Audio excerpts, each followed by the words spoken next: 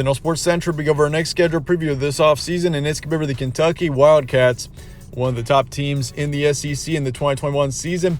And this team has got some high expectations going into 2022. And it totally makes sense why. If you look at this team's return in production, they are set up for an excellent 2022 season. But how will this team be in 2022? That's what we'll be going over here today. We'll be going over the players this team will be losing, who they'll be returning, and also looking at their schedule for the first time this offseason. Starting out with some notable games from last year, and this team was 10-3 overall, so not a bad season at all for Kentucky. I mean, this team had some low expectations going into 2021. Not many people expected them to have a 10-win season as they did, but kind of a different story going into 2022 from what I've seen so far. I mean, a lot of analysts are predicting this team to be a contender for sure in the SEC next season. So with some notable games from last year, beat Missouri 35-28 on September 11th. They beat Florida then 20-13 on the 2nd of October. That game was huge because Florida at the time was ranked in the top 10 at number 10, and Kentucky winning that game obviously was huge for them, and that jumped them up into the rankings there. And of course, if you look at LSU, 42-21, got a big win there on the 9th after that Florida win. So, I mean, a 3-touchdown win over LSU after a win over a top 10 team. This team was looking good in the middle of October, and that's when they played Georgia. Number 1 team in the nation, your future national champion, the Bulldogs. This team lost to them 13-30, and that was their first loss of the season. So, in Kentucky, they were 6-0. They were undefeated for a while. So, obviously, that Georgia loss was tough, but Bulldogs were an exceptionally good team last season. They beat Louisville 52-21 on the road. That's always a big game because, I mean, it's a rivalry game. And Kentucky, of course, being in the SEC and the amount of talent that they had last season, they ran over the Cardinals there. And they also beat Iowa in their bowl game 20-17. Beat the number 15 team in the nation in their bowl game. So overall, it's a good season for Kentucky for sure. Obviously, 10-3 is a good record. So they were 6-0 in their first 6 games, and then 4-3 in their last 7. So they did drop 3 down the stretch, but they played some pretty good teams down the stretch as well. Roster preview going into next season. Of course, you return your starting quarterback, Will Levis. And last season, he put up 2,800 yards, 24 touchdowns, 13 picks, and a 66% completion rate. So overall, his stats were pretty good.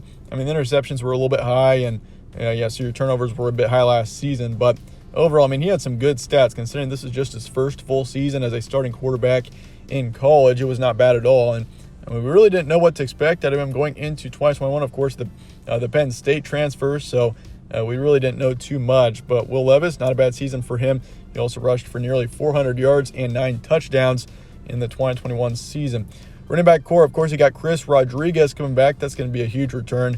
Last season, he had a major impact on this backfield and this offense in general. 1,400 yards, 13 touchdowns as well. So, yeah, that's going to be a huge return. I wasn't sure whether he'd come back or not, but he's coming back, which is going to be huge for the Wildcats going into next season. Of course, you got Smoke, your second running back, also returning, who put up just over 400 yards and 4 touchdowns on the season as well. So this backfield is going to be tough to defend next season. I mean, you got 2 really good running backs, especially Rodriguez coming back. That's going to be huge for this team going into next year. Receiving core does take a couple of hits. Wan'Dale Robinson, that's going to be a tough loss there. Last season, he was the leading receiver on this team by a long shot. Put up nearly 1,400 yards of offense last year, 7 touchdowns. Of course, he transferred in from Nebraska after the 2020 season, and he did not disappoint one bit. I mean, last season he was incredibly impressive. I mean, 1,400 yards is a lot for a college receiver. So, yeah, Robinson, that's going to be a tough loss there. You also lose your second receiver in Josh Alley, who put up just over 600 yards and then 4 touchdowns. And there's a big drop-off after that in the receiving core. You got like 4 receivers who put up just right over 150 yards, but otherwise you don't really have too much going in your receiving core. So it's got some depth for sure, so I'm not too terribly concerned, but it's definitely something to keep an eye on. I mean, you're losing 2 very talented players there in Robinson and Alley. You lose 3 on the offensive line, so offensive line's taking a few hits, and defensively you're losing 2 defensive linemen and then 2 in the secondary. So I'm not too concerned about this defense. I mean, offensively you lose a couple that are going to be tough for sure, so I'm keeping an eye on that. But otherwise, looks pretty good for Kentucky. I mean, chances for improvement in 2022, I'd say, are pretty good. I mean, obviously a 10-win season is pretty tough in the SEC, but I think this team has got potential to potentially do better next season. And is this team a potential SEC dark horse? I think, I mean, a couple of players need to step up for sure, but I think this team definitely looks like a team that could be a contender next season for sure once again in the SEC.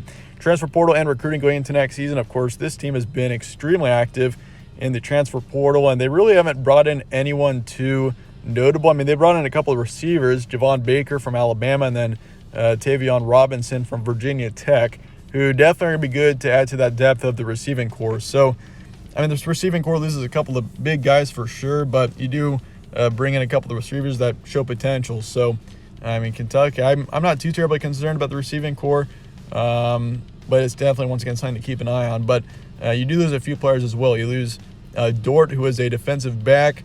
You lose Epps, a receiver. Douglas, defensive back. Gibson, defensive lineman. Then 2 linebackers, Katie McDaniel and then Jared Casey. So you lose a few players for sure in the transfer portal, but you do bring in a couple of players, most notably Robinson and Baker, 2 receivers. Recruiting-wise, this team looks excellent going into next season. 13th in the nation, 5th in the SEC. I mean, things are going pretty well for this team recruiting-wise.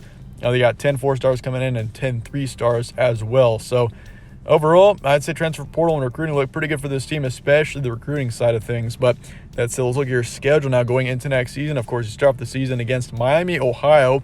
That's going to be a home game. Then you go to Florida on the 10th in week 2. So your first conference game comes in week 2 on the road. And Florida, of course, I mean, the Gators, they're going to be kind of in a rebuilding phase, it looks like, next season. So I don't really expect them to be too great. But, of course, it is a road game, so you got to take that one seriously. Youngstown State at home, then Northern Illinois also at home. You got Ole Miss on the road, South Carolina coming to town, Mississippi State as well. You get your bye week, and then Tennessee on the road, followed by Missouri on the road. Then you got Vanderbilt at home, Georgia at home, and then Louisville at home to finish out the season. So all your road games are done by November 5th, so you get to be at home for your last 3 weeks. Overall, the schedule looks pretty good for this team. I mean, your non-conference games aren't terribly difficult. I mean, Youngstown State is an FCS team. Miami, Ohio is not very good. Northern Illinois did win their conference last season.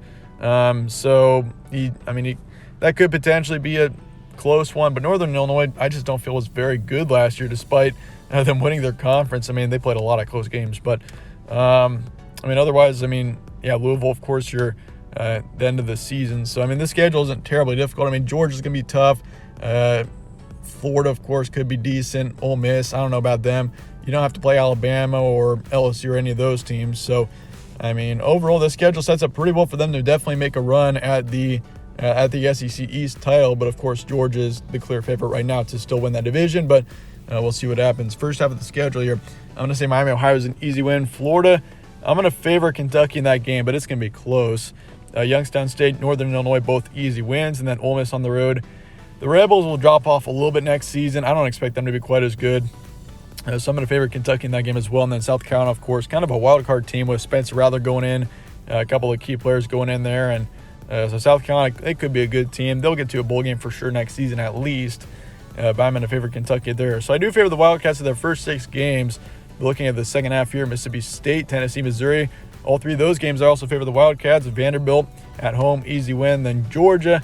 The Bulldogs, that's going to be a tough one. And that potentially at the end of the season, that could be your division title game right there, which is crazy. Georgia, of course, is the clear favorite right now, but Kentucky, I think Kentucky looks like a close second for me right now, based off of the returning production. This team is going to be, they're going to be close. And Georgia's a tough team, and they're going to be your defending champions, or they are the defending champions. So, that's going to be a tough game there. I'm going to favor the Bulldogs for now, but with it being at home, too, for Kentucky, it sets up well for the Wildcats. In this schedule, it sets up very well for this team to potentially make a run at a college football playoff appearance. This team, there's potential here for them to make a run of that top 4. If you beat Georgia, you get to that SEC championship game.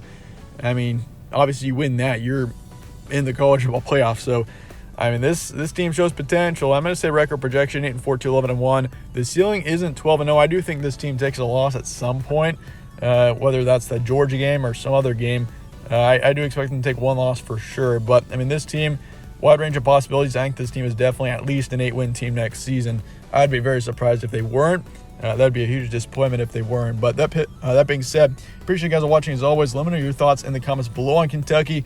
Where do you think this team will land record-wise in the 2022 season? Appreciate you guys watching as always. Stay tuned for more from All Sports Central. Catch you on the next one.